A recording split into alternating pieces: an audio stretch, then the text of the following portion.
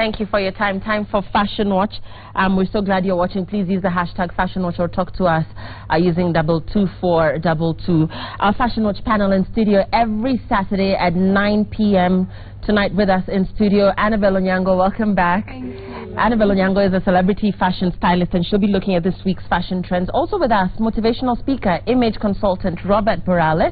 Thanks for being with us once again, Robert. He'll be looking at this week's fashion trends.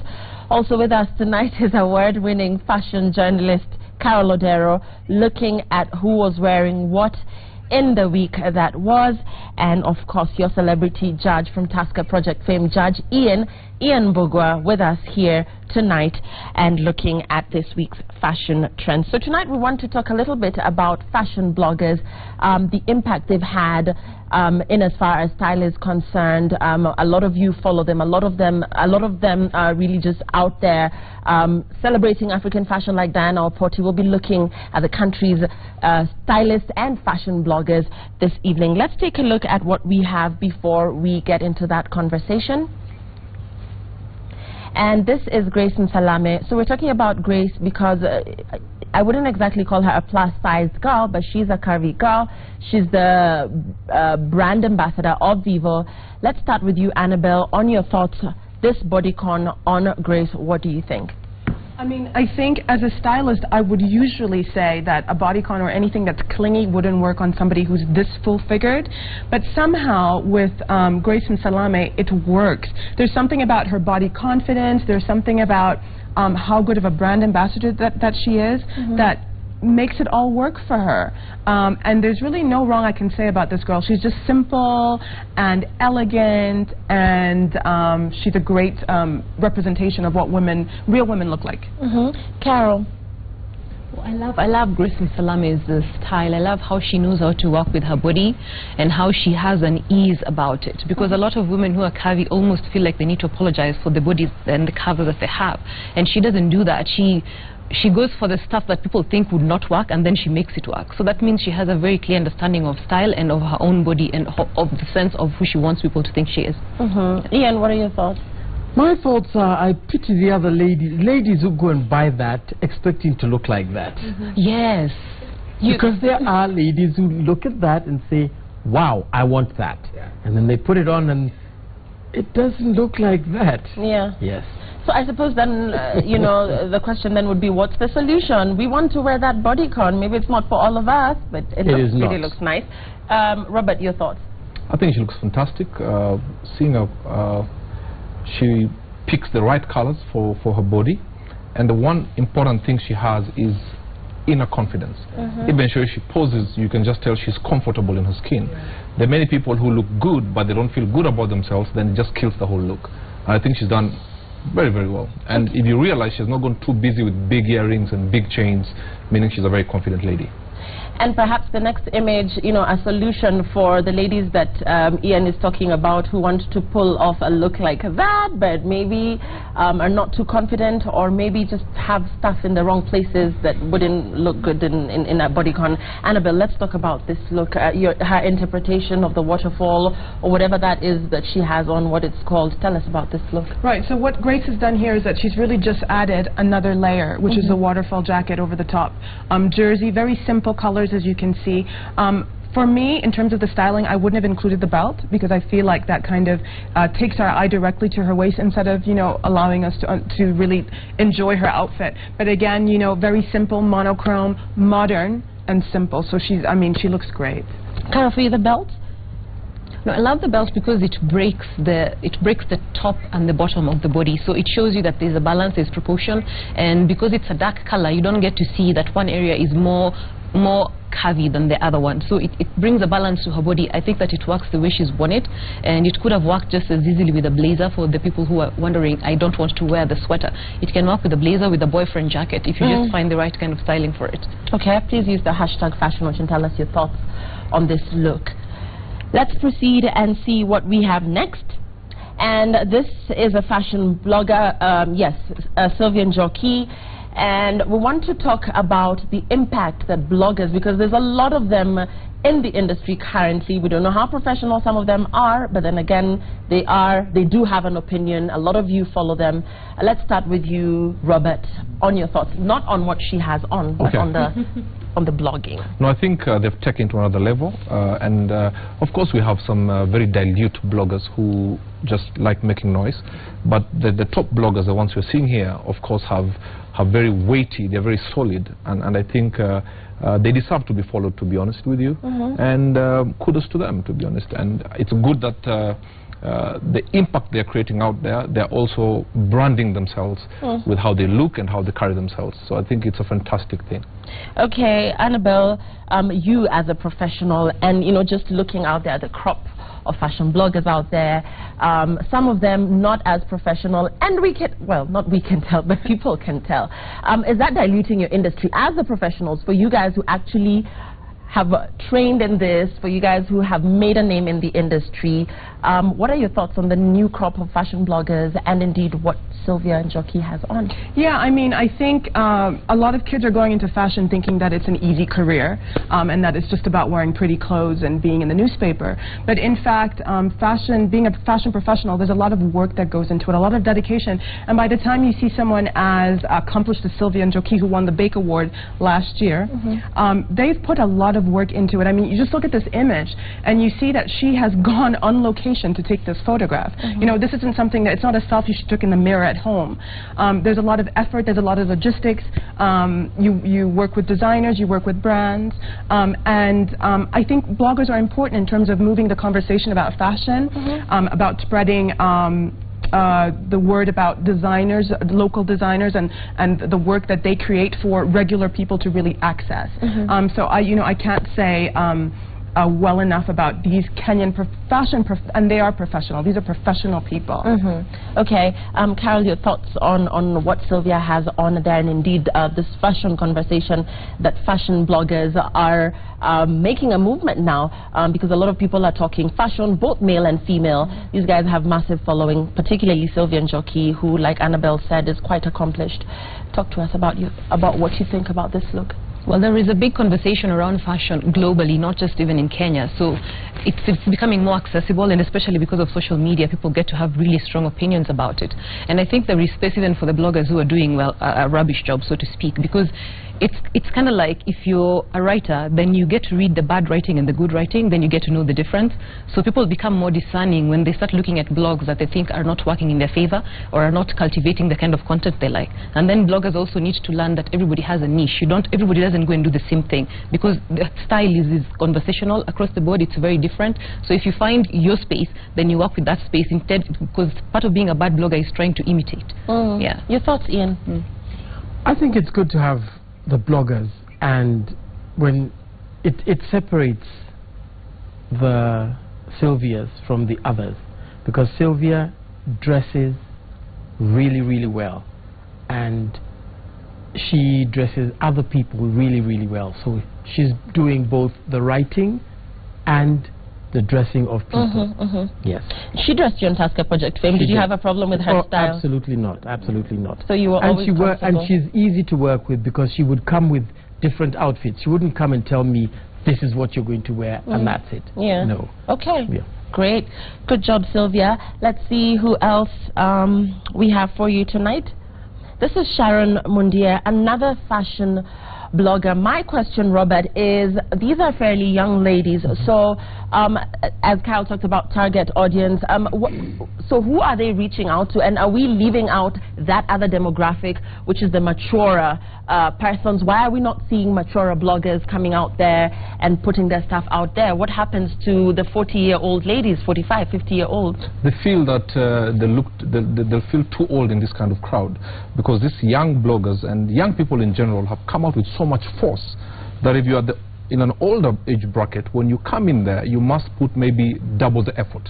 Because as you've seen Sylvia dressing the part, Sharon Mundia dressing the part, and maybe the 40 and above are more conservative.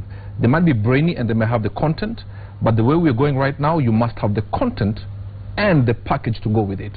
So maybe that's what makes them feel that they're shut out. But I think they should just come in there. If you have content, we will. I mean, when you blog content, we will know. But when you bring in dilute stuff, we'll enjoy it for a few weeks and then it dies down. So content is durable. So I think don't be worried about, of course, these classy bloggers. Just come in, give us your content, give us so much content that it will overshadow the weakness of your dressing.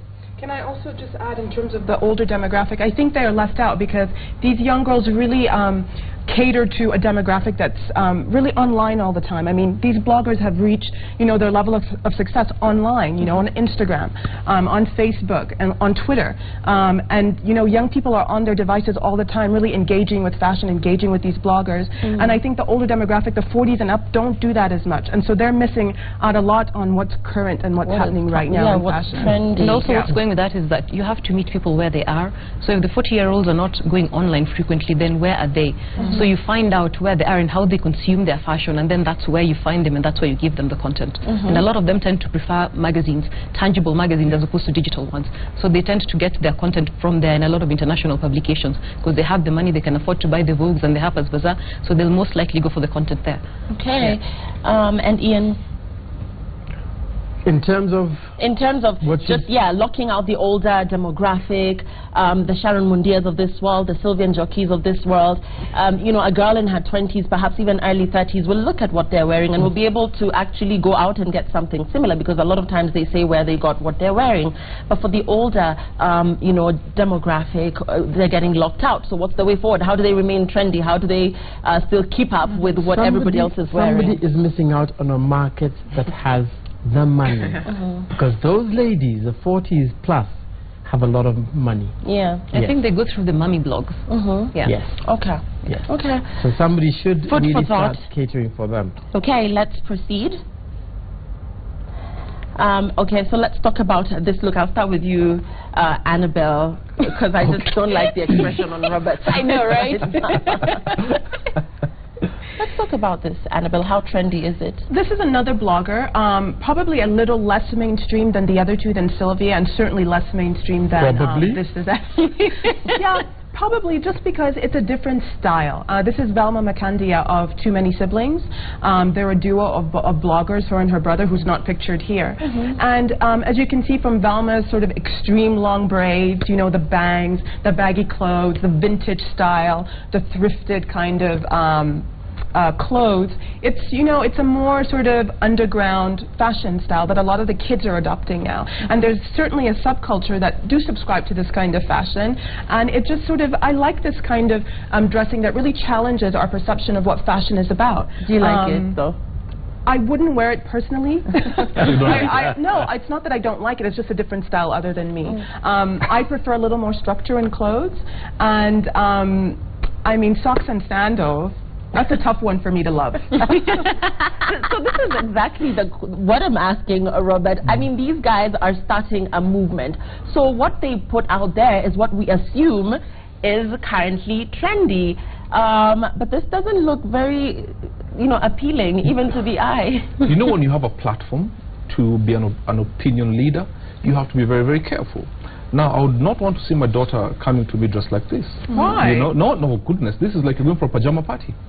The outfit, Annabelle was just being too politically correct. We just have to be honest. I'm sure they have content. I haven't read their content. I believe they have content if they're noticed like that. But Milli Vanilli kind of look, no, not at all. It's a bit. The lady in jeans is okay, but the one with long braids and whatever's going on down there, I'll look for my curtains tomorrow. And then again, as a oh my goodness.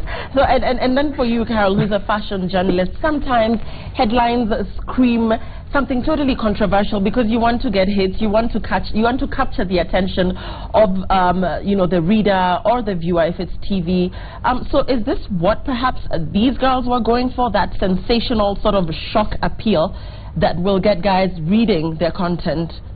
I don't think so, because if you look at their Tumblr page, it has a very consistent aesthetic. Even the stuff that they curate, if they look at interior design and decor, it still has a feel that's very much distinct.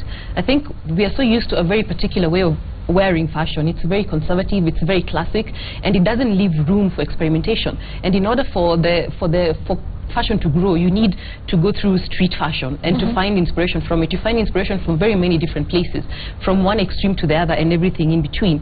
So if you want to grow the industry, you have to allow room for people to find their niche, even if you do not like it, because even my fashion, everybody is not going to like it. Even the most conservative, everybody doesn't like it. Even Lupita's, everybody doesn't like it. There is never one look that will please everyone.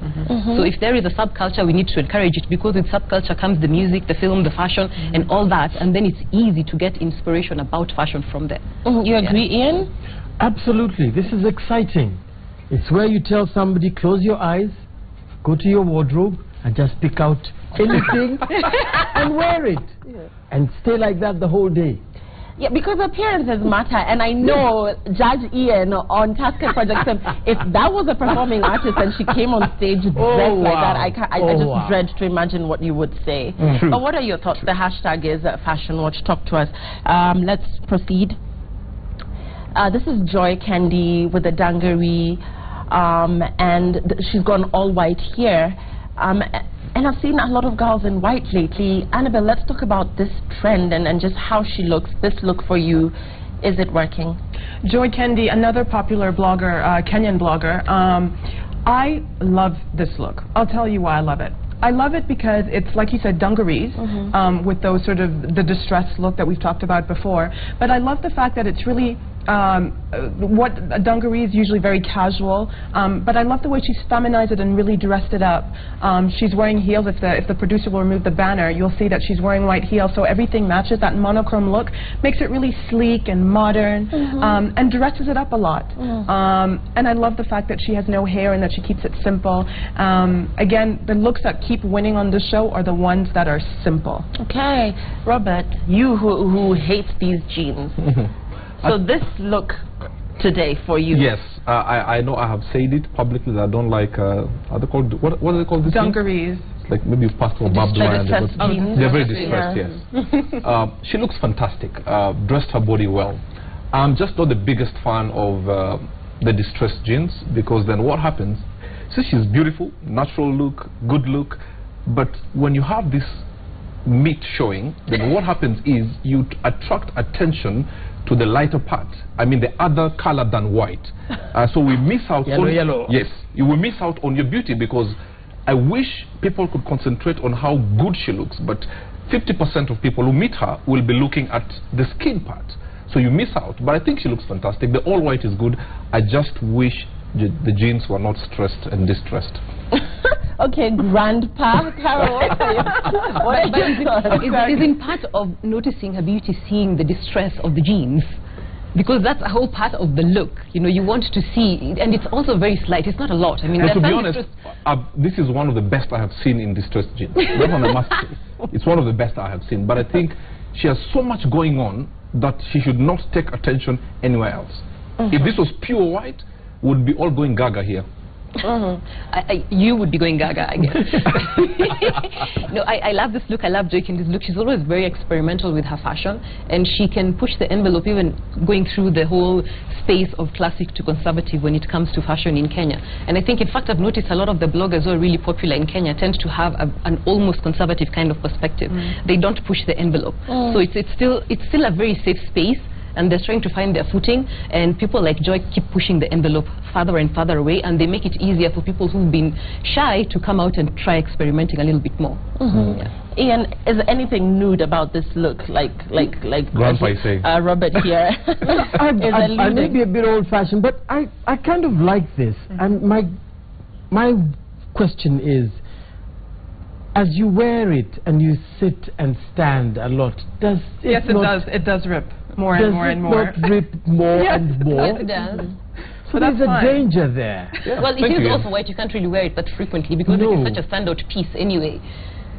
Yeah, so yeah, okay, actually let's talk about that. The fact that it's white means so if I have this killer white outfit, I shouldn't be seen in it. Well, you can't wear it so frequently. Also, there's a lot of laundry that's involved, and just to preserve the integrity of the fabric, you can't wear it so frequently. So you just distribute it with everything else, and it can last much longer than it will if you wear it every week. So what do you think about... So presumably she's got other clothes in that bag just in case. She stands at 6 feet long. White is a very tricky color. Robert keeps saying that. Hence the big bag. The hashtag is Fashion Watch. What are your thoughts? Okay. And this is Diana Opoti. She's currently running a campaign on Instagram, 100 Days of African Fashion. And this is not the first time she's done this. And, you know, again, talking about bloggers. Annabelle, I'm curious, does this translate to money? What these girls are doing, what these established bloggers are doing? She's doing the Instagram thing. I don't really quite know if she blogs, but is this translating to the pocket, to the account? Well, Diana Opoti's 100 Days of African Fashion is basically a fashion consultant, which she is, giving sort of the average African woman an example of how you can literally wear an African outfit for 100 days of your life, and that it's accessible, and that it's for women of every age and every size. I think she does a really great job of that. What was your question on it? Yeah, whether this is paying them. I mean, what's the take home for them? I mean, I think this is a model that's tried and tested in the West. Blogging is not a new profession. It's been around for a long time, and the people who started in Europe, girls make a very good living out of this, and boys. I would say in Kenya, it's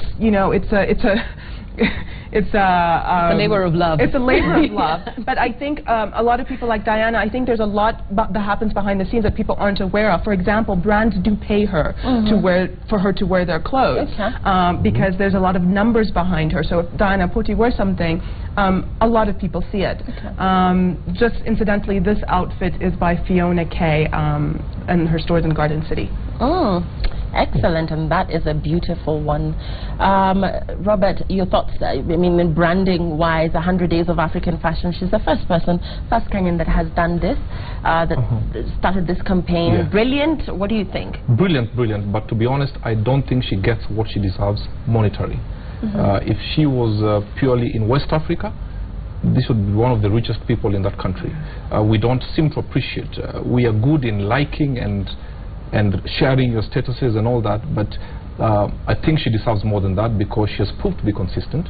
And what I like about her, because I followed her even the other time when she did it, she dresses very, very respectfully, yet classy.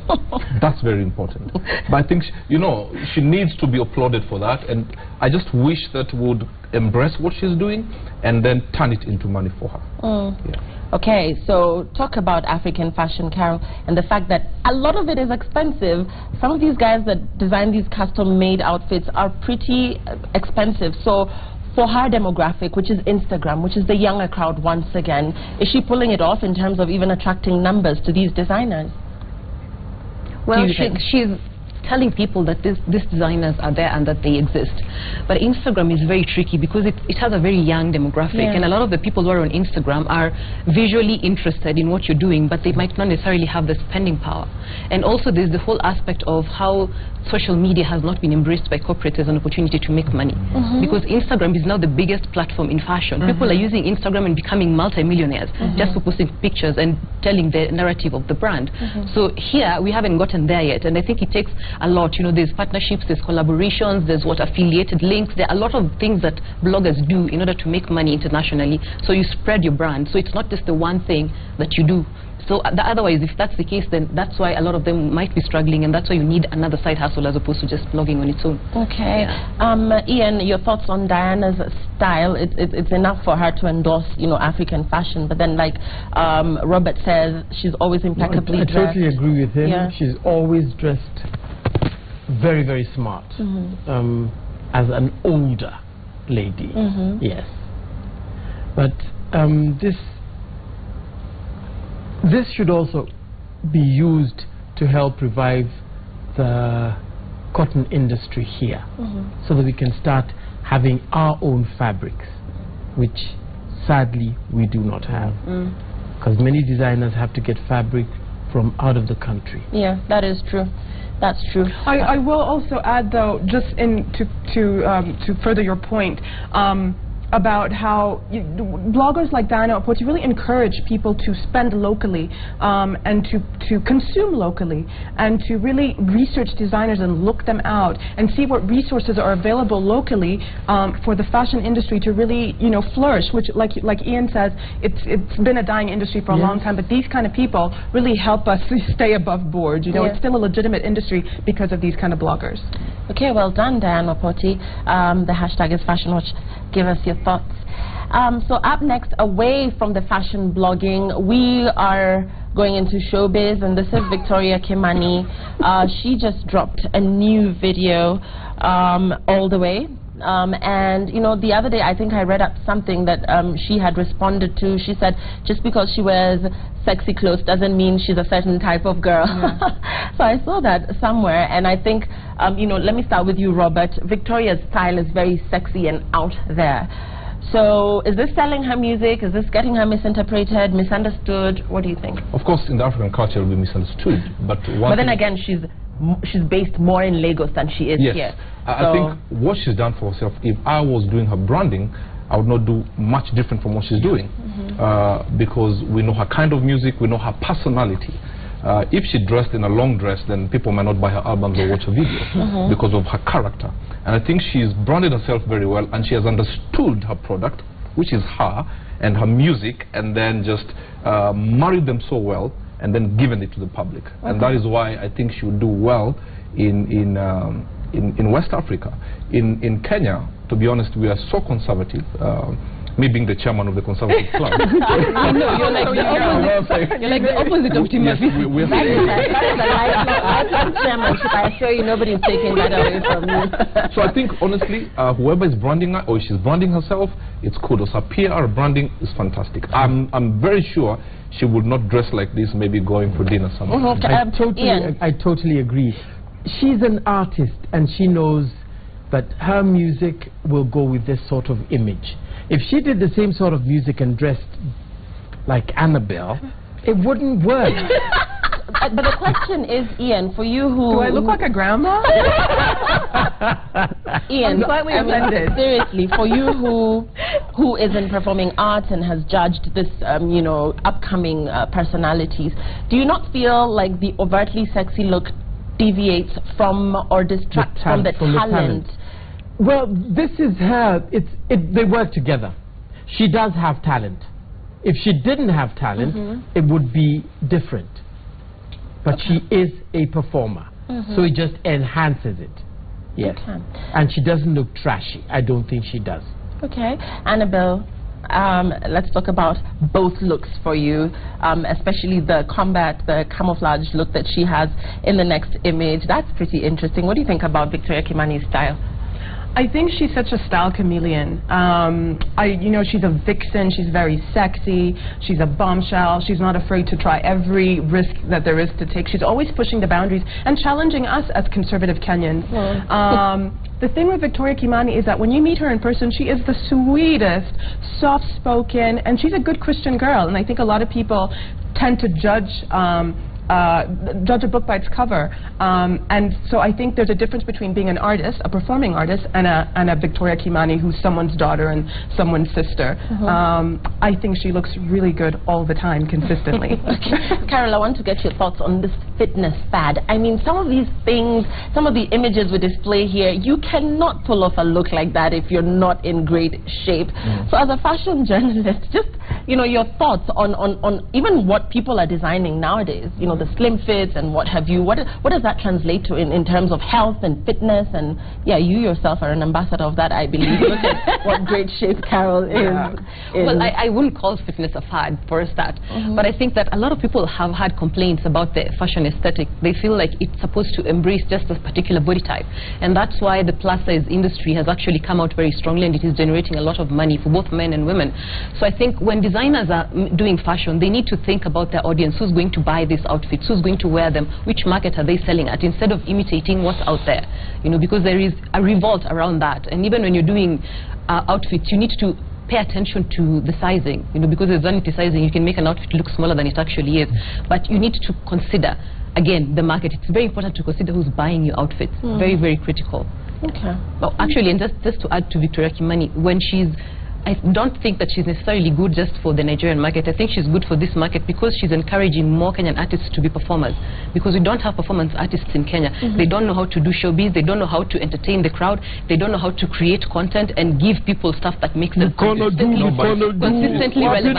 It's because most of our artists are not genuinely talented. No. And they perform on playback, like DJ Pinion said yesterday. Terrible. He said the lack of originality, the shallow content. Absolutely. Yeah, that. Absolutely. Yeah. So okay, kudos to Victoria Kimani.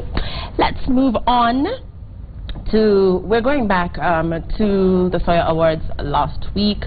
This is CS Wario, Hassan Wario, and he opted to, you know, just bring it straight from the office. His suit, I believe. Everybody else was in a tuxedo. Okay. Annabelle, you weren't here. We discussed Soya last week. Please don't pick me, Lillian, because this is the most boring picture ever. I think the main VIP at this event, really. I mean, it's just a blue suit. I really have nothing to say. It's just so humdrum. I have nothing to say. and Robert, you work a lot with these guys when you go for these events or when you MC at these events or whatever. Are politicians stubborn? Do they not want to be dressed by Annabelle, by the likes of Annabelle and Sylvia Njoki and all these other stylists? Do they not? I'm sure they would want to, but sometimes the people who call themselves peers, who have no, they don't have the knowledge of being a PA, block them and just say, let's go to this place and buy your suit. But I think we need to get to a place like, for example, you see someone like the Deputy President, Honorable Ababu Namwaba, you would know that these people take time, meaning then they have a lot of say in how they dress. This suit, as Annabelle says, is just a blue suit, but I love the fitting on the coat. The coat is well fitting. I just wish she had only buttoned the top button. That's, every man must understand that. If it's a two-button suit, you don't need to button both suits. But yes, I pray that we'll get to a place where politicians, because they're public figures and you are dressed by the way you're dressed, when you stand to speak, your non-verbal communication says a lot before you open your mouth, and that is directly to do with how you dress, how you combine the colors, what the colors say about you, and how you've combined your outfit. I'm just curious who the photo bomber behind him is. Maybe that's his PA. Or maybe someone who doesn't know he was giving his phone. You know? Selfie moment. Carol, let's talk about the CS and, you know, what he chose to wear to this event. This was a red carpet event. Once again, we're talking about politicians, CEOs, and the fact that they're shying away from being glum on the red carpet. They're bringing the office to red carpet events. Do you agree? Is that an unfair statement? No, it's very fair and it's very accurate because we have the pictures to prove it. The thing is that red carpets, again, because I've said this before, it's a matter of exposure. You need to understand, what does a red carpet mean? How am I supposed to dress? What is a tuxedo? And why am I supposed to wear it? And what happens if I don't? And part of it is, how frequently do you go to events that require you to dress up in the evening? So if they're very rare in your life, then you have to go for a red carpet event. You will not know what to do. You just will be clueless. Your PA will be clueless. Everybody's going to be clueless until we see it here, and then we're all going to think you're just clueless. But we must applaud him for taking the photo anyway. No, I totally agree. Okay, granted he was working the whole day, but somebody like that knows an event like this, there is no way that he's going to be, people are going to be oblivious of him. They are going to look at him, they're going to take photographs of him. What I would advise him is to have a tux and a white shirt in the office. But in the office. I think it's an off day. In his defense, during the Kalasha Awards, he came in a tuxedo and a bow tie. Yes, but this he should have done the same. Yes.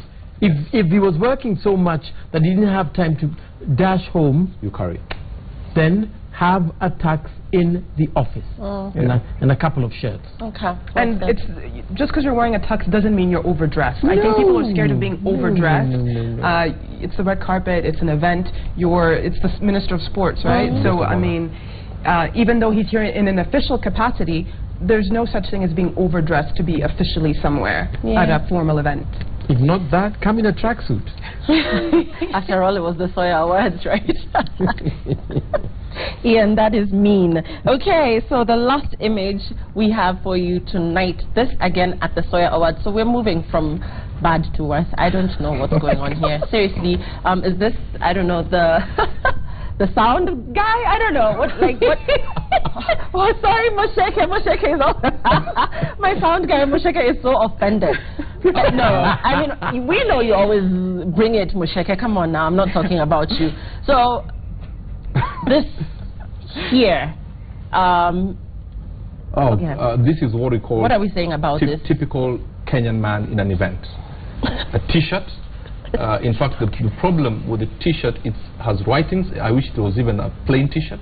And then with a chain that makes you look like you are on a leash and people don't want you to get lost. Please make an effort. And then holding a green phone, it's even out of the frying pan into the fire. He has the right color skin tone. He has a good body. What do you mean right color skin tone? I'll tell you. I'll explain. Ouch! Yellow. When you are light skinned, you can pull off very dark colors in an evening function. Now when you're dark like me and you wear black shirt, black everything, you might get lost when there's no generator working. But with a light skinned person, if you put on a dark colored suit or blue in a very nice evening blue, it will you look smarter than usual. So for this one, and then you try to open, I think it's New York, maybe he was going there for further studies, I don't know, to do sound, but he should not wear like that. Even if it's a sound guy, you should not dress like that. I think someone just said, you know what, I had 2 tickets, where are you? He said he's going to pay dowry somewhere, please come for the function. You cannot go like that in an evening function because you're disrespecting the invite. So someone like that one, please, next time, if you even have to wear a T-shirt, may it be plain, and try and button your shirt. Okay, enough of your writing. Nobody's going to roll. Goodness. I mean, really, no, these are guests at this event. Seriously, we're not even being harsh here. These are guests at this event. So how do you come from seeing taxes on the red carpet and then seeing this? Are those skinny jeans? Are they cropped pants? I don't know. And the girl as well, really. Yeah, I mean, I think Bob has said it all. Yeah. But in the interest of keeping the show moving, I think, yeah, I mean, I think, again, maybe on the invite, it's not specific what the invitees are expected to wear, and I think the onus falls on the event organizers to really be explicit about how they expect their guests to show up. And only then, I think, can we blame guests for showing up clearly too casually for the event. I'm sure it says gala. When you see gala dinner, even if they don't say dress in a suit, just understand that you must be in a suit. Should we get to a point, Carol, where, and I know this is a pretty unfair question, but where if you don't dress the part and you're coming to my event, then my security does not let you in? Well, the only person I know who does this is P. Diddy. In real life, I don't think people would do that because, first of all, you'd lose a lot of friends, you'd get a lot of bad press. And in Kenya, everybody would just be left outside. Yes. Yeah, there'd only just be you and another one guy. You know, so I don't think it needs to go that far. I think we just need to understand that it's a process of evolving. Even the red carpet has taken years for people to understand what it means. It has changed. Every decade it changes and it becomes more sophisticated. So we really shouldn't be upset that Kenyans are not getting the memo. It's going to take time. It's going to take Kenyans are not getting the memo, Ian, do you agree? And then again, we want to stand out as the people that actually do it on the red carpet. Look at what people say about West Africans, Nigerians, and what have you. Are we getting there? Will we ever get there? We are getting there. We are getting there, but we're slow. We're slow. We need to pick up the pace a bit more. We do have more and more people dressing up for the red carpet and for such events. And that's why photographers will pick up such people because they are not doing what is supposed to be done. They stand out. And I think there are fewer people now who are dressing up like that for events, which is good. Yeah. Eventually, everybody will get on board. Okay, fair enough. Let's take a look at your tweets. Of course, Grace looks fantastic. Jay, you're saying the lady in a blue fitting dress looked gorgeous. I believe you're talking about Grace again, yes. Frederick, a lot of fashion bloggers in Kenya haven't managed to carve their niche. They still struggle on what to blog about. Okay. Fashion bloggers are really doing a great job, though some of them leave some stones unturned. Maybe that's a niche. Sharon Mundia killed it in that printed skirt. As a fashion blogger, I think she's showing a good example. Okay, that's all the time we had tonight. Thank you so much for watching. The hashtag is Fashion Watch. Keep watching, and we hope to spot you on the red carpet next week. Good night.